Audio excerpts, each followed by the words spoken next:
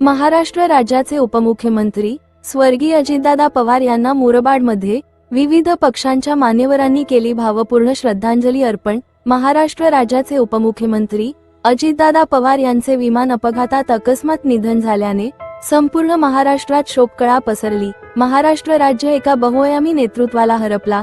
वैशिष्ट्य म्हणजे अजितदादा पवार यांचे मुरबाड तालुक्यावर विशेष प्रेम होते। अनेक वेळा ते मुरबाड तालुक्यात विविध कार्यक्रमांसाठी आवर्जून उपस्थित राहत असत। इतकेच काय तर अजितदादांचे मुरबाड तालुक्याशी अतूट नाते होते। परिणामी त्यांच्या शोकसभेला मुरबाडमधील MIDC हॉलमध्ये सर्व पक्षांच्या पदाधिकाऱ्यांनी व कार्यकर्त्यांनी मोठ्या प्रमाणात उपस्थिती दर्शविली।